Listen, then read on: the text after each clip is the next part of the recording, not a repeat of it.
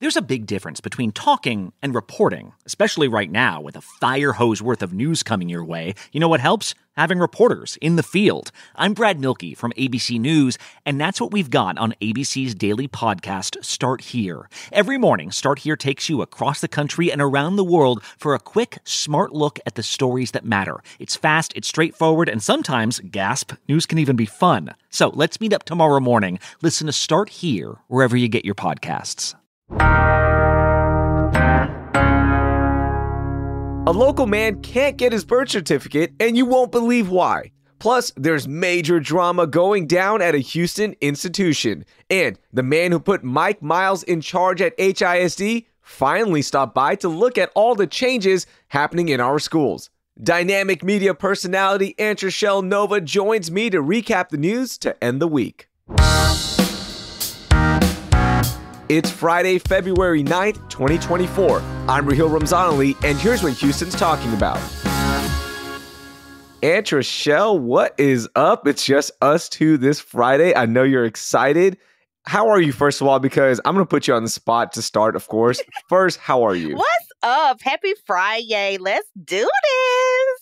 I know we made it to the end of the week, and I'm going to ask you the hardest question.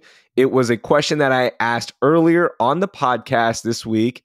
What is the official food for the city of Houston for you? What? Official food for the city of Houston? You're wrong for that, because Houston has so many things that make us, right? Houston, right? And when I think of food, I think of events. So I'm mad at you for not giving me a chance to prepare, because you know your girl is a foodie, okay? That's what I'm saying. I'm putting you on the spot. And I agree, because Houston, the reason we're so good with the food scene is because we have so many top tier restaurants and items from different cultures, different communities, all that. With that being said, what is your official food for the city of Houston? I'm going to just have to go with it. It's beef barbecue, baby. Don't nobody do beef barbecue like Houston. Okay, you got Ray's barbecue, you got Papa's barbecue, you got the barbecue trucks. If you get anywhere, you can't never have no bad barbecue, beef barbecue. And the reason why I say beef barbecue, because outside the state of Texas, everybody else do pork barbecue. We do beef here in Texas and specifically in Houston, and we do it like no other, baby. Yep, brisket, the big ribs, whatever it may be, we are good at barbecue. Ain't it good, them big ass ribs? Okay, and them old smoked, tender, falling brisket. When that brisket lay down and it pop apart, oh my God! Don't do that! Don't do that! Don't make me think about it. I'm gonna have to go get a brisket. It's too early sandwich. in the morning for that. I'm gonna go get a brisket sandwich for lunch. There you go. See, that's what I wanted to ask you. Yes. Got a different answer here. All right, Antre'chelle, let's get to our biggest story of the week. You kick us off. What you got? Man, when I tell you, you know I am the unofficial but official urban news reporter. And when I got bad news from the hood, it's a sad day for me, baby. The Turkey Leg Hut legendary Third Ward restaurant, baby, they is in some mess. They are firing the co-founder, Lynn Price, and they are accusing him of mismanaging money. Now, if you have not been keeping up with what's going on with the Turkey Leg Hut, it is a famous staple in the Houston restaurant community. They have these big ass turkey legs, and you know, if you go to the rodeo, you know, normally people get their turkey legs at the rodeo. No, babe, you get a turkey leg anytime at Turkey Leg Hut, and they have these beautifully curated turkey legs. They taste so good, and the drinks is high as a giraffe, but they good, baby. But anyway, get back to the scandal. The co-owner has been fired, and staff has been laid off for mismanaging money. If you have heard, the co-owners of the Turkey Leg Hut, they are going through a tumultuous divorce. There is some domestic violence involved. There's all type of allegations, but they have just severed ties with Lynn Price for mismanaging of money. People have not been paid for weeks. Okay, so Turkey Leg Hut jumped onto the scene, became the hot restaurant. As you mentioned, the turkey legs are stuffed with different types of items. You got crawfish, etouffee. I mean, there's so many different mac and cheese, whatever, right? There's so many different ways they create these turkey legs. It became a staple in the food scene. And it was a really big success story, Big. right? Like this married couple took a shot. They started with the food truck, then they built the brick and mortar. Mm-hmm. They also have the daiquiri hut And the as daiquiri well. hut. The Funnel caricature cakes. is, Mm-hmm. yeah, and their caricatures on the sign, right? Yep. So like it's a very partnership oriented business. Mm-hmm. Then the charges came down. There was some assault or some Mm-hmm. allegations, as you mentioned. Then the divorce is going on, and now the wife is like, you are out, husband or Mm-hmm. former husband. And the mismanagement of funds is Mm-hmm. crazy because people haven't gotten paid, according to one story, up to 6 weeks. Up to 6 weeks, y'all. They have not been paying rent. They haven't been paying light bills. They haven't even been paying water bills. And I don't know how you gonna run a restaurant without lights Ooh. and water. Like, y'all, this is not good. Now, we all stood behind the turkey leg hut when the gentrified neighbors in the community were trying to say, oh, the pit smoke is bothering us. We stood behind Turkey Leg Hut when the internets went crazy about the dress code, when people tried to complain about the long ass lines. We stood behind them. But now this has gone bonkers. Now there have been court filings to complaints with the Department of Labor. There are other ways to collect, but the business is still in operation. So how are they having so much money problems? Celebrities everywhere are coming. They have private celebrity rooms. Where the money at, Lynn? That's the question. What happened? How did this money get mismanaged so much? And this is a cautionary tale of success as well, right? Like they got hot really fast, and success will do different things. It could lead to you franchising out. Like that's what I always thought the Turkey Leg Hut was going to be. It was a franchise, and it was going to be all over the state of Texas, maybe expanding to other states as well. But I mean, they haven't even opened up other locations yet. I know there was plans of doing 2 more food trucks, and I think those are still in the plans, but who knows with all this drama. But gosh, they could have been a major, major brand. But here's the thing. I think they can survive this. I think if the wife can come up, if whoever, well, he's out. Okay. I really think that we can rebuild this. You know, I hope they don't do a smear campaign because that's just nasty. But I think if they just build upon what they have, right? They are $50K behind in rent. That's a lot of money. But I do still feel that there's a way to do this. They're going to have to shut down. I don't even think a rebranding is due because the branding is there, but they need to do some definite damage control. They need to pay these old employees and they need to start fresh and anew. They say these employees are finding it very challenging to come to work. They don't even know when the paycheck is coming. And baby, now somebody has posted on the interweb, okay, the text messages that where they're saying, here, we gave y'all your checks, but please hold off on cashing them, baby. Then they're showing where all of their checks were being bounced when they were depositing them after they said it was clear. Y'all, this is bad. I am still hopeful and I still believe in the Turkey Leg Hut, but some serious things are going to have to go down because I don't know what's going to happen if they shut all of that down because that's 3 businesses in one. I don't know, Raheel. We got to keep out here to the street on this one. Absolutely. And I'm going to definitely lean on you to let me know what's been happening with that as we discuss it later on, not only this month, but as we progress in the year. Yep. Okay, my biggest story of the week. The Texas Education Agency Commissioner Mike Morath finally visited HISD schools for the first time since he put in Superintendent Mike Miles in charge of the state's biggest school district with the state's takeover of HISD. Now, surprisingly, Mike Morath was happy with the results of the new education system. What? And Antre'chelle, of course he would be. He's the one who put Miles in charge, right? Right. I don't see him saying anything bad about that. He gonna stand on business saying that they doing a good job.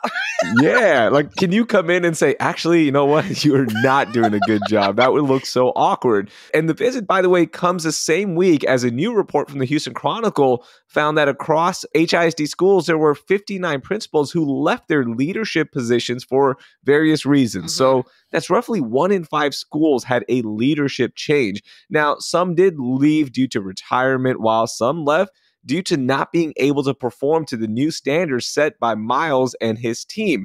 In a statement in the Chronicle story, HISD officials said that, quote, when there are principals who are not as effective as they need to be for students, and when those campus leaders don't get there with coaching and support, we will make changes with the appropriate sense of urgency our students deserve. So the one thing about this new education system and HISD Superintendent Mike Miles is that they are not afraid to cut ties with people who are not performing, and they don't care. They are really focused on the students.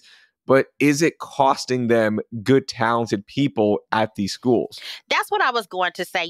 Our children are the future and they cannot be effective without effective leadership, right? Our students can't thrive without good leaders. So if we're getting out, those principals that have just been sitting there and set in their ways, let's go ahead and give them their retirement check and let them go. But who are we replacing them with? Is it quantity or is it quality, right? That's the part that we really need to look at and focus on. Are we replacing these principals with quality people?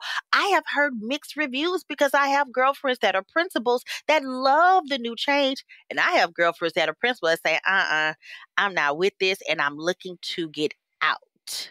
Now, as a mom of a child in an HISD school, how has your year been so far? I'm going to tell you, okay? And I'm going to be very honest because, I don't know no other way to be. My child is thriving. Do you understand me? My child is doing wonderfully well. My child is at a nationally recognized magnet school. Do you hear me? My principal and assistant principal, they know my child, my husband, and myself by name. They are making great strides and great efforts to be fully active and fully a part. When I drop my son off at school today, I saw the crossing guard, who I think is the PE teacher, knew every single child's name. And that's impressive because that's a K through 8 school. They knew the little kids and the big kids. That school is thriving. And I think it's because of the leadership. It's half the year is almost gone. It's almost time for commencement for elementary in May. We're in February. Yeah, we got a couple of months left in school. But every time I am there, I don't see any disgruntled people, all the way to the cafeteria workers. That school is thriving, and I really appreciate the leadership. And if I thought any other way, y'all know I would say it. There you go. Perfectly said.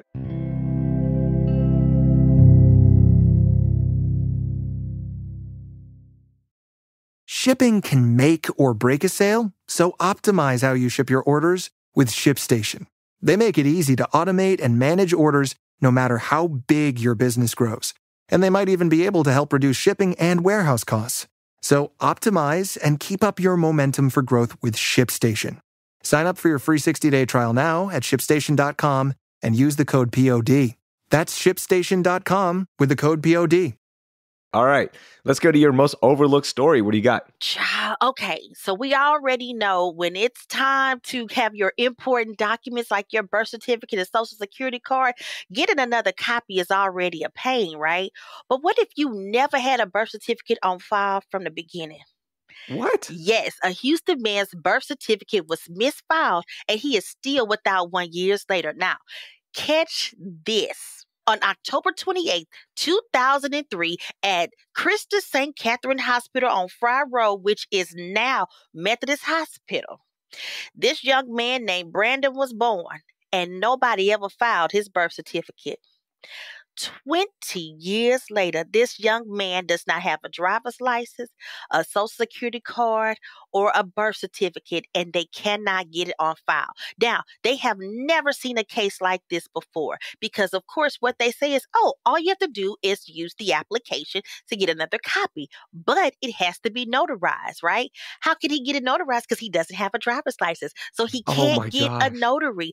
His mother and him have been trying for years. This young man can't get in college. He cannot drive. He cannot do anything that a 20-year-old should have been doing or let alone can start doing because he does not have a birth certificate. He does not have a driver's license. He has nothing. You can't request a copy of something that never existed, and this is a problem. Not only that, this is something that no one has ever seen before. So who can he call? Where does he go? How does he fix it? And that has been the problem for 21 years for this young man. Ain't that crazy? Okay, see, this is my problem with the government, and my fear with the government is that something like this that was not his fault or his mom's fault because somebody at the hospital forgot to file the birth certificate, they are screwed for the rest of their life. and government will just not make an exception, right? You still have to go through the proper channels and do this. There's no common sense sometimes. And it is so frustrating. And that is a big fear of mine, is like, what if something wasn't filed correctly and I need this important document that could change my family's future financially, give my son a chance to go get a driver's license and go work and get all the important documents he needs? It makes no sense. Like, this should have been resolved the first time the mom filed and they're like, hey, look, this just wasn't filed. Let me get in touch with the hospital and we can figure this out. Look, let's just use common sense here.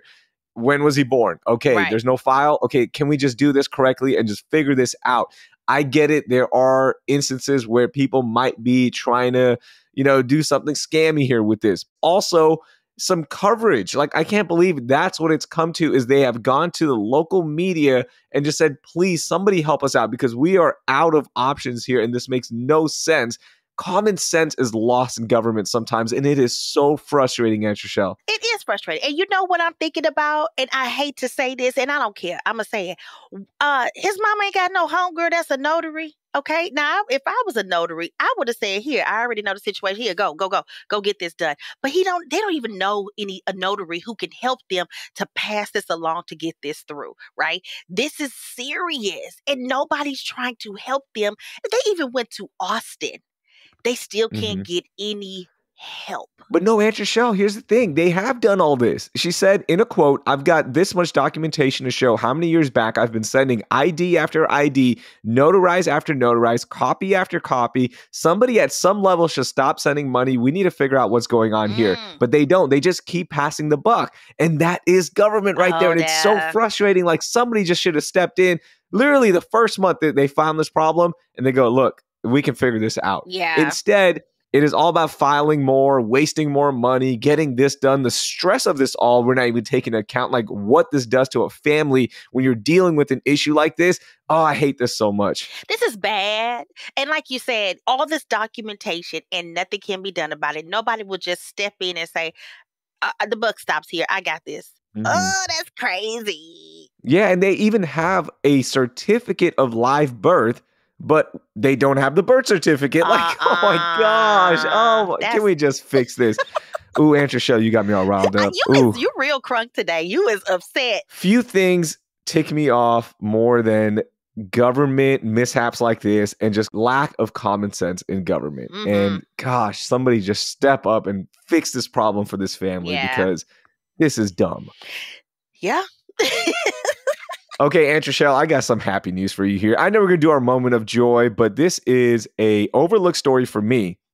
Galveston, our awesome cousins to the south, they're adding another cruise terminal. And this time, it's the cruise company MSC setting up shop as they get ready to sail out of Galveston in 2025 by building a $142 million terminal.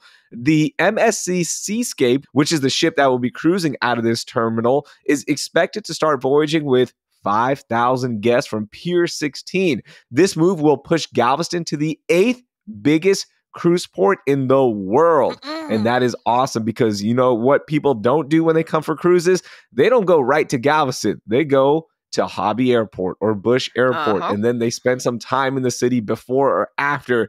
This is huge, not only for Galveston, but also for our city and for the tourism. Another big terminal will bring to the city of Houston and Galveston. Absolutely. Now, you know I love a cruise, okay? I love a good cruise at that. So I am excited about all the options that we are actually having because, you know, Carnival has dominated our cruise port for years. And now we got another one. This is going to be dope. So that just continues to show why Houston is so dope because we have so many options. And this is definitely bringing more people to the city because like you said, you can't fly into Galveston, baby. You got to come to Houston, Hobby Airport, and then travel to Galveston. And I'm excited. It's just, well, put it like this. It's more people to visit. I don't want more people to stay. Okay. It just there you go. Come for a little bit and go on about y'all business. Go get on your cruise and come back, get on your flight and go back home. But I'm excited about this because that means there'll be more memories to share and more time to have and spend for vacations. I love it. I'm excited. Yeah. It's so fascinating to look at the Galveston cruise industry in the last 10 years because it was there for a long time, right? But for whatever reason, it was never a big thing in the city of Houston for us to go catch a cruise. But about 10 years ago, they really started investing money in marketing, in really updating these terminals. More ships started sailing out of Galveston. And it really has become one of the nation's premier terminals and destinations to sail out of. So kudos to Galveston for really revamping everything. And now, again, another ship, and the MSC Seascape is going to be a more European style. So if you've ever sailed like Princess Cruise Line, which is a little bit more elegant, right? Like how they describe it. So it's going to be a blast. That's so cool. And again, more people coming to our city.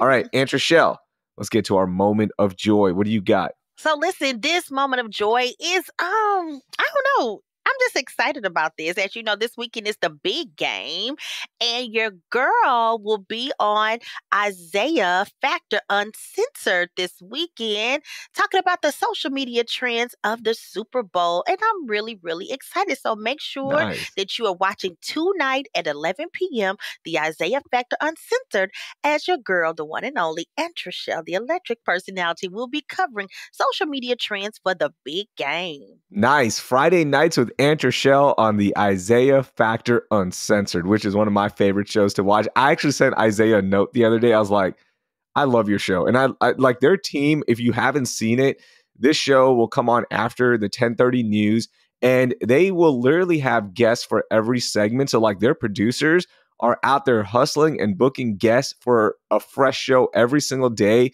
It is incredible what they're doing. So shout out to his entire team and that show. It is literally uncensored because people will be saying the wildest things on there. I've sent you a message. I was watching one night and I'm like, Antre'chelle's on it. I love this.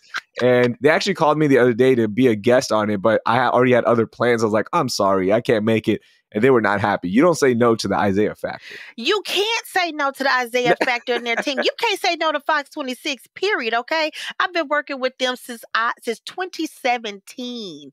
That's been a long time, since I was a junior in college. And baby, you don't say no. Anytime they call me, I say, sure. I've been on morning news and evening news, late night news. I'm there because cannot say no to them, or you will never come back.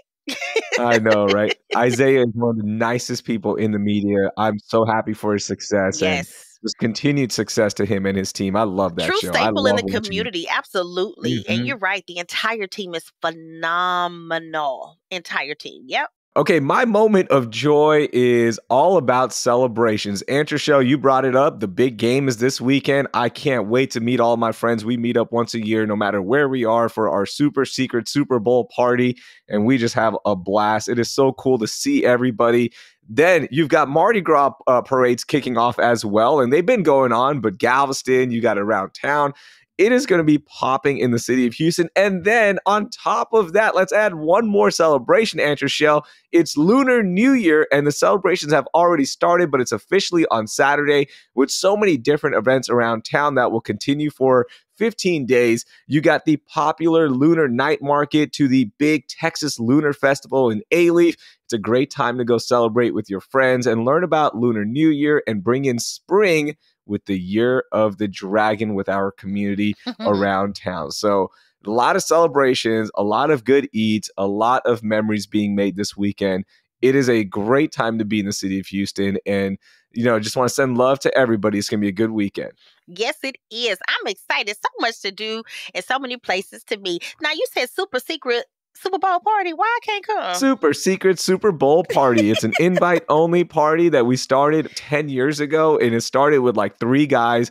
We were just like, you know what? We want to keep a good, small crowd of guys who aren't going to annoy us. We just want to watch the Super Bowl, you know, bet on the game, whatever. Then we slowly started adding a few people. It has now gotten up to 20 people because we have opened it up to spouses. Okay. But it's really 10 of the OG guys.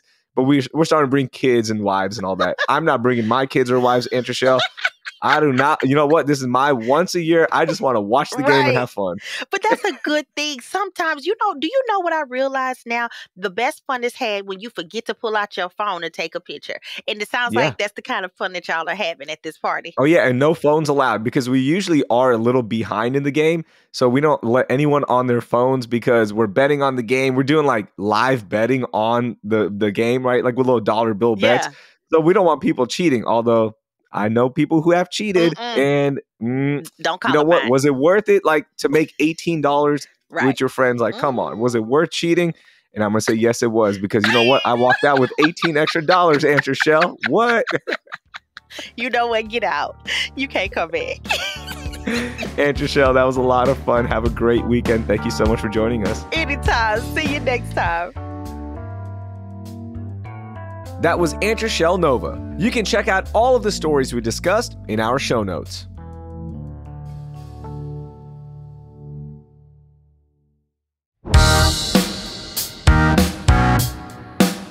That will do it for this week here on CityCast Houston. Our producers are Carleon Jones and Lizzie Goldsmith. Our newsletter editors are Brooke Lewis and Adrian Gonzalez. And the host is me, Raheel Ramzanali. Our music is by the band All the Kimonos. We'll be back on Monday with a look at a real estate trend that could potentially be the future for a lot of empty office buildings. Thank you for listening, and I hope you learned something new.